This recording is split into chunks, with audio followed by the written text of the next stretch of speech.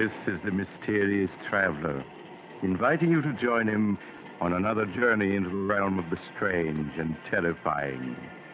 I hope you will enjoy the trip, that it will thrill you a little and chill you a little. So settle back, get a good grip on your nerves. I hope it's not making you nervous, being alone with me here in the dark. Darkness stirs strange terrors in some minds, particularly those of children.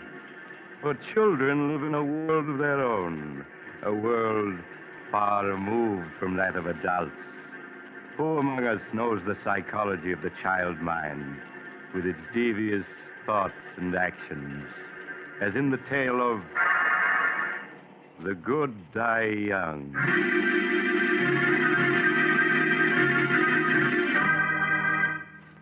Years ago, when I was practicing medicine, I brought a child into the world, a girl who was named Sandra. In the years that followed, she grew into an extremely beautiful and clever child.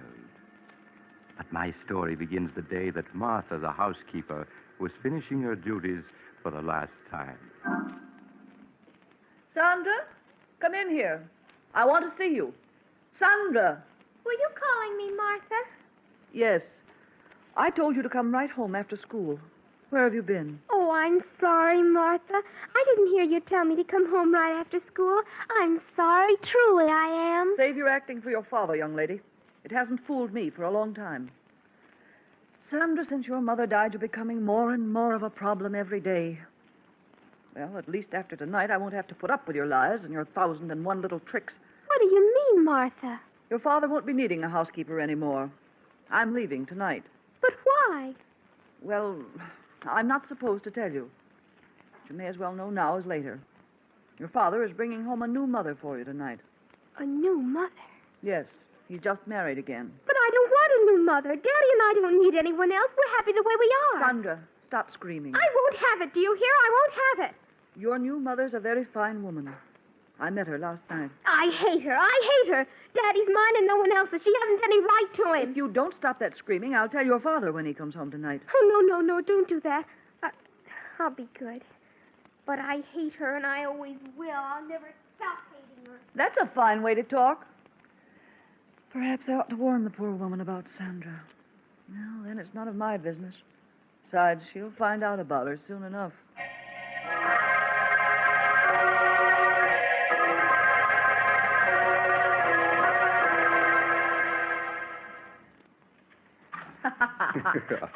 Stephen, it's ridiculous you're carrying me across the threshold. All right, darling. It's tradition in my family to carry the bride over the threshold.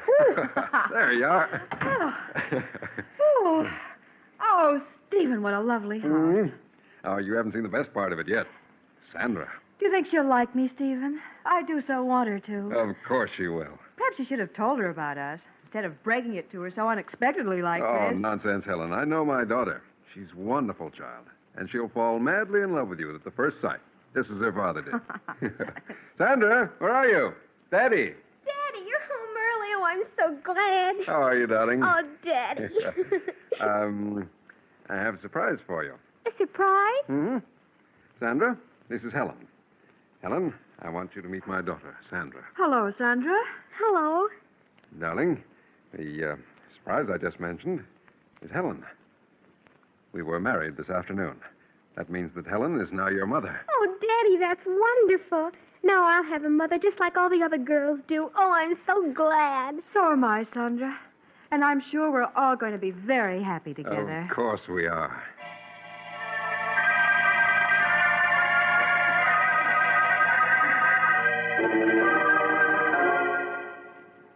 That night, after the family had said goodbye to Martha and seen her off, Sandra was sent to bed. She lay quietly in the darkness, thinking. Occasionally, she would speak softly to her doll, Barbara. She hasn't any right being here, Barbara. Daddy and I were perfectly happy until she came along. Tonight, he didn't even notice me. Just kept looking at her. Well, she shan't have him. He's always been mine, and he always will be.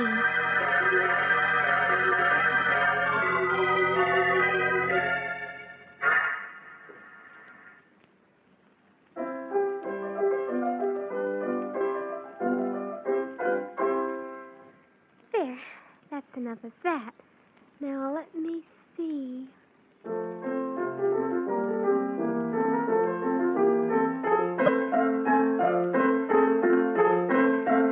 Sandra! This is the second time this afternoon I've asked you not to pound the keys that way. That's no way to play. I'm sorry, Mother. It's not only the piano, dear. There are many other little things. And you pay no attention when I speak to you about them. I don't mean to do them, Mother. I just forget. Well, please try to remember, dear. Now, I want you to play the piano as you did last night for Daddy. He was very pleased. Yes, Mother.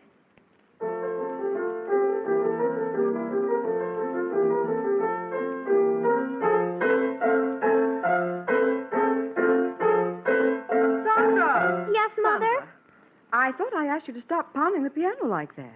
But, Mother, I was just composing a new piece for Daddy. Well, that wasn't music, Sandra, but just noise. That'll be enough for today.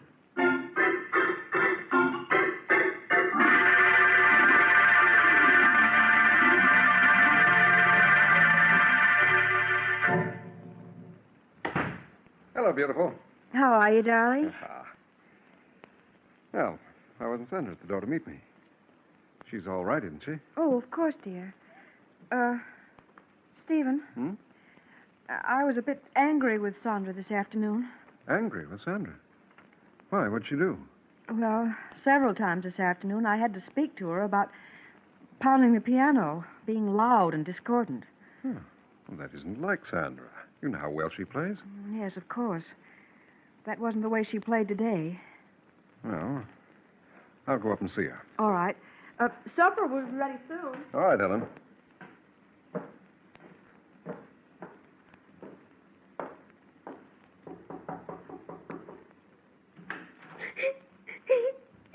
Why, Sandra, what's this? Oh, Daddy, Daddy. Well, what's wrong? You never cry. I was only trying to compose a new piece for your birthday next month. A new piece for my birthday? Yes, I wanted to surprise you. Oh, there, dear. You mustn't cry. I'm sure Mother understands you didn't mean to be bad. Now, here, let me wipe your tears. Oh, Daddy, I love you so. I just wanted to compose something wonderful for you. I understand, darling. Oh, Daddy, you always understand.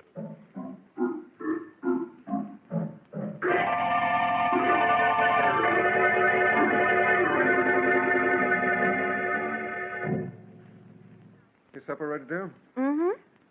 Where's Sandra? She'll be down in a minute. Helen, Yes, Stephen? she really didn't mean to pound on the piano and get on your nerves. It's just she was trying to compose a new piece for me. But, Stephen, it wasn't music. It was just noise. Well, you mustn't be harsh with her. You know what children are like. In their enthusiasm, they forget what they're told. But, Stephen, I don't know exactly what to say. It's just a question of being patient with her, winning her love. All right, Stephen. Perhaps I was a bit impatient with her. You know I want nothing more than for the three of us to be happy together. I know that, darling. And the three of us will be happy together.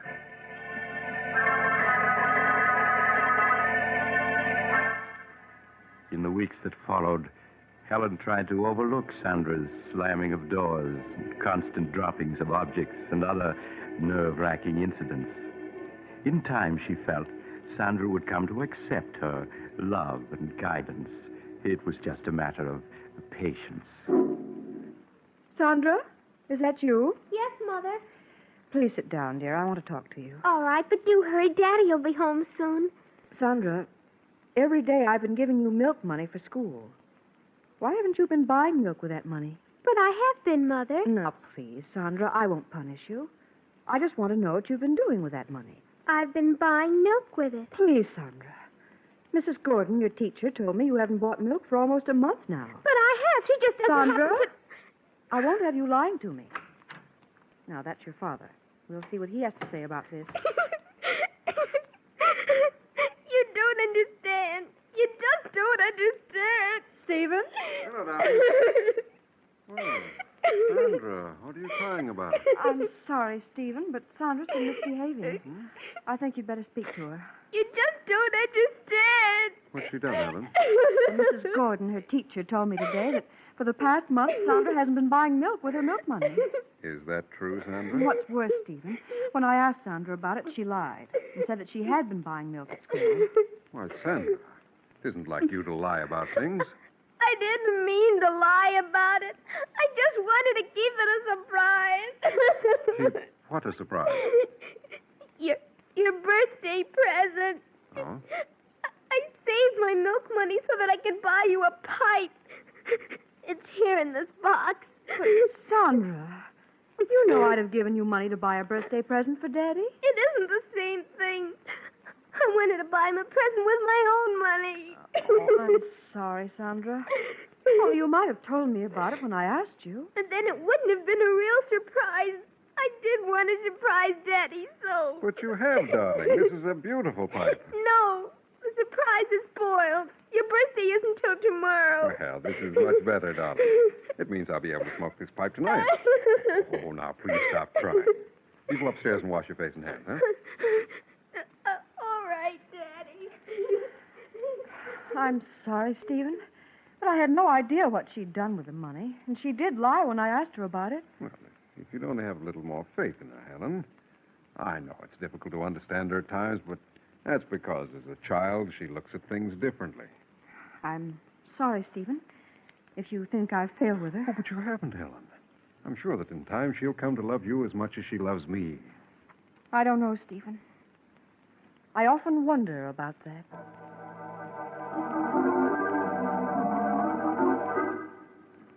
As the weeks went by, Helen found herself coming no closer to winning Sandra's confidence. It wasn't that Sandra was unfriendly, but there was an air of reserve about her, which vanished only in her father's presence. Helen felt Stephen watching her anxiously when Sandra was about, and sought to reassure him. Her one thought was to preserve their happiness. Hello, Helen. Hello, dear. Oh, what happened to that vase, dear? Sandra broke it. Oh? Well, accidents will happen. Stephen, this is the fourth piece she's broken in 2 weeks. And each of them were pieces I've treasured, had for years. Why, Helen, you sound as though Sandra had deliberately broken those vases because they were yours. Well, why is it that only my things are broken? Oh, Helen, surely you don't believe she's deliberately breaking your things. I don't know what to believe. The first few times I thought it was an accident, but now... But, Helen... Oh, please, Stephen, let's not quarrel. Perhaps I'm wrong. I admit I haven't any proof. It's just all the little things adding up. Helen, what are you talking about? Oh, you wouldn't understand even if I told you. Where's Sandra? In her room, I suppose. Well, I'll go up and see what she's doing, huh? All right.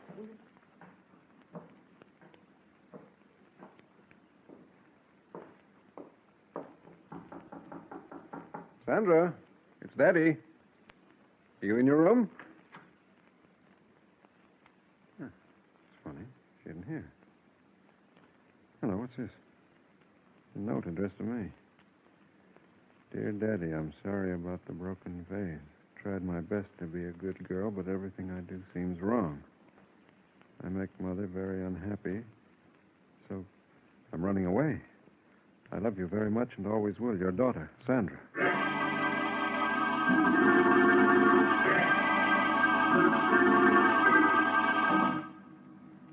After searching vainly for an hour in the dark and cold, Stephen returned and notified the police. All through the long hours of the night, he and Helen sat up, not saying a word, each afraid to speak, fear of what might be said. As the first rays of dawn showed, the doorbell rang. Stephen rushed to answer it. Mr. Hamilton? Sandra. Oh, Daddy. Darling, everything's all right now. I'm the police matron from the 55th Street station, Mr. Hamilton. One of the officers on the force just found her. Thank you. Thank you very much for bringing her home. Oh, that's all right, Mr. Hamilton. It's our job. Goodbye. Goodbye. There, dear. Don't cry. Oh, Daddy, it was so dark out there. And I thought I'd never see you again. Well, what a thing to say. How do you feel, Sandra? Do you want me to take her, Stephen, and put her to bed? No, I'll do it, Helen. All right, Stephen. Just as you say.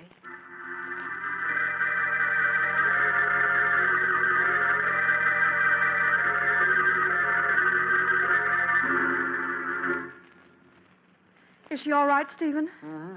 She just fell asleep. I hope her being out all night won't have any after effects. Stephen, you feel I'm to blame for her running away, don't you? Of course not, Helen. It's just that, well, you don't seem to understand her. But, Stephen, I've tried so hard. Oh, it's no use. She doesn't want me here, never has. Helen, how can you talk like that? Why, she was delighted the day I brought you here as my wife. Yes, I thought she was in the beginning. But now I know she was just pretending. Pretending? Yes, Stephen. From the first moment she saw me, she resented me. She feels I've come between you, taken her place in your affection. Oh, Helen, how can you say such a It's thing? true, I tell you. She sees me as a rival for your love. You're just imagining all this. I'm not, I tell you. Oh, it's no use, Stephen. We can't go on this way. What do you mean? Don't you see? We aren't happy anymore. Instead of things improving, they get worse. Perhaps it would be best if we were to separate. Helen, I won't hear of it. I love you, darling. I wouldn't want to live without you. Whatever misunderstandings we may have about Sandra, I'm sure we can straighten them out. I don't know, Stephen. If you love me, Helen, you won't give up so easily. Please, say you won't leave. All right, Stephen. I won't leave. Perhaps we will be able to work this out. I hope so.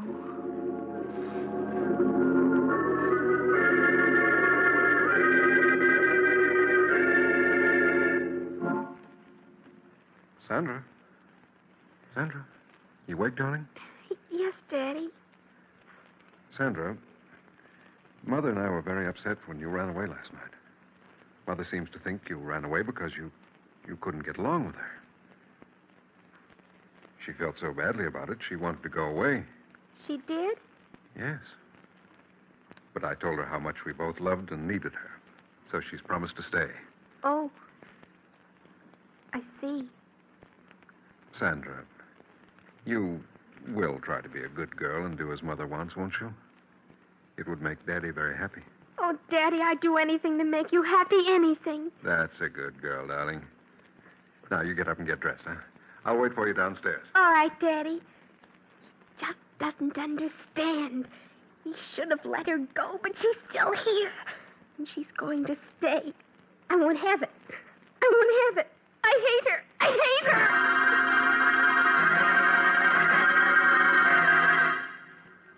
her. A week passed. A week in which Sandra's behavior pleased Helen no end. At last it seemed they were going to be the happy family she had always dreamed they would be. Helen, Yes, dear? will you bring my coat with you when you come downstairs?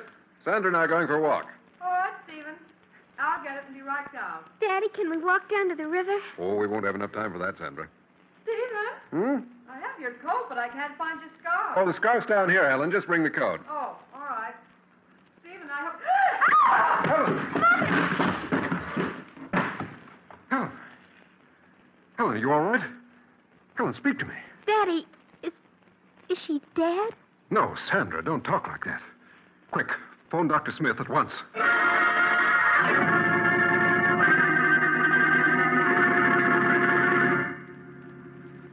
I arrived at the Hamilton home to find Helen suffering from shock, but otherwise unhurt. I was somewhat disturbed, however, to find her very nervous and run down. She'll be all right, won't she, Doctor? Yes, of course. I'm going to leave you a prescription, Mrs. Hamilton. It's something that will help quiet your nerves. You're to take it twice a day. Here's the prescription, Mr. Hamilton. Thank you, Doctor. I'll have it filled at once. Well, Sandra, how are you? You've been so quiet, I hardly knew you were here. I'm fine, thank you. You're growing up to be quite a young lady. Are you still troubled by nightmares? Yes, she still has them once in a while. No, it's just her nerves. If she continues to have them, you might give her some of the medicine I've prescribed for your wife. Well, I must be leaving. Goodbye, Mrs. Hamilton, and stay in bed a few days. I will, Doctor. Goodbye. Goodbye, Doctor. Well, darling, you gave us quite a scare. Yes, I slipped on something on the top step. You must have slipped on a marble, dear. I found 7 or 8 of them on the top step. Marble? Sandra, were they your marbles? No, Mother. They belong to Margie. She must have left them on the stairs when we were playing here. Oh, I see. It wasn't my fault. Truly it wasn't. Of course it wasn't, Sandra. Mother knows you wouldn't leave marbles lying around where she could slip on them. Isn't that so, Ellen? Yes, Stephen. I'm sure Sandra wouldn't want anything to happen to me.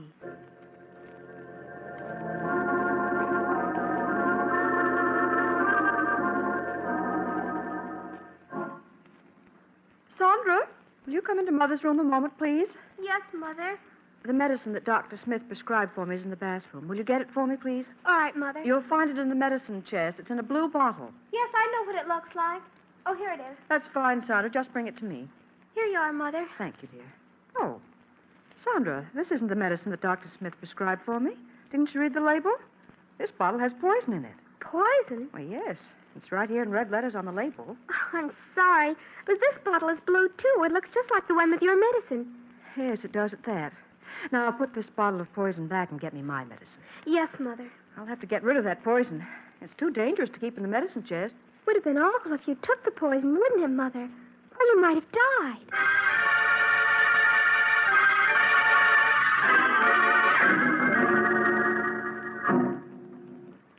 No, go away. I hate you. Oh, I hate you. He's mine. You shan't have him. He's mine. We don't want you. We don't want wake you. up, wake up, wake up. You're having a nightmare. Oh, Daddy. Daddy. Don't leave me.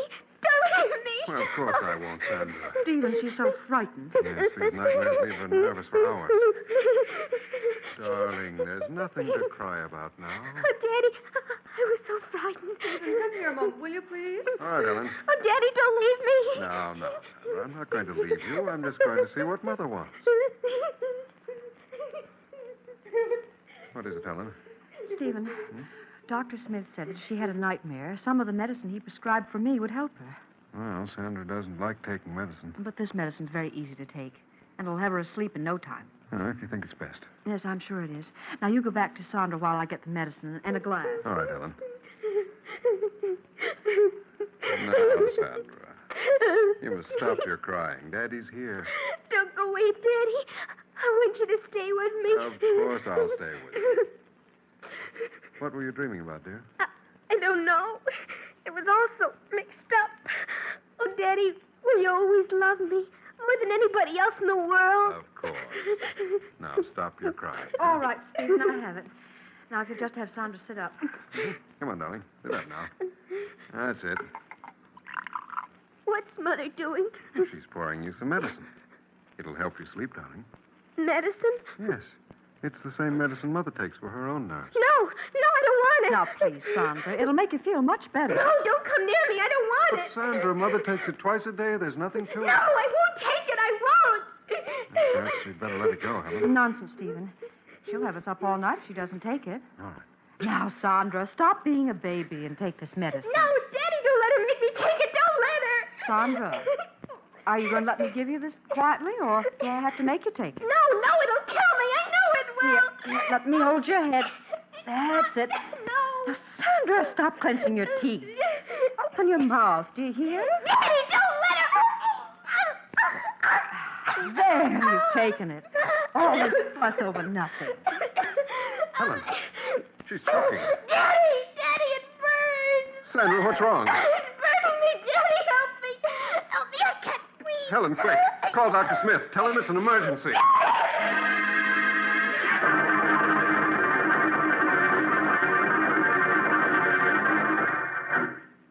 Stephen, here's Dr. Smith. Let me see her. She's been unconscious for 10 minutes now. Doctor, you must do something. I'm afraid it's too late, Mr. Hamilton. She's dead. Oh, no. No, she can't be. I'm sorry. How can she be? We only gave her the medicine you prescribed for Helen. Yes, here it is. Let me see it. But this medicine wouldn't kill her. It's only a nerve tonic. You can see. Doctor, what is it? Why, this is the bottle, all right.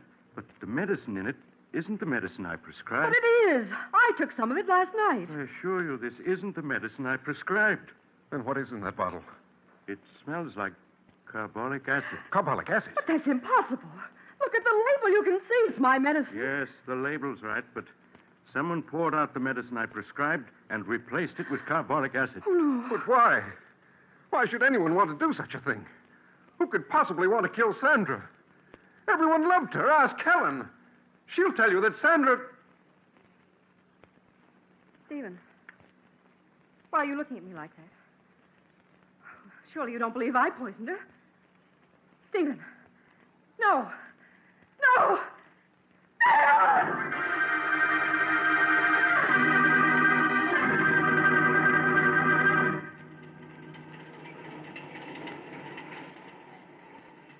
This is the mysterious traveler again.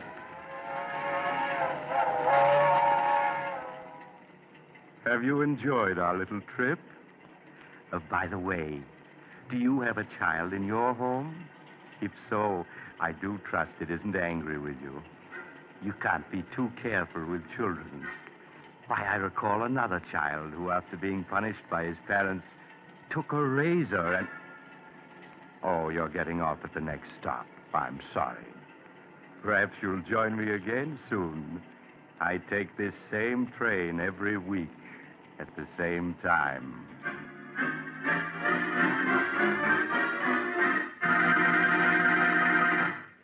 You've just heard Chapter 13 of The Mysterious Traveler, a series of dramas of the strange and unusual brought to you each week by station WOR.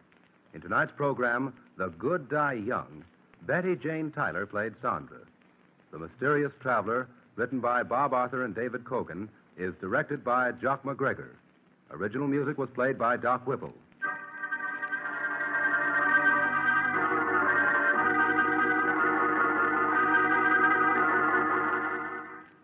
Listen next week to a tale titled Design for Death. Another Tale of the Mysterious Traveler.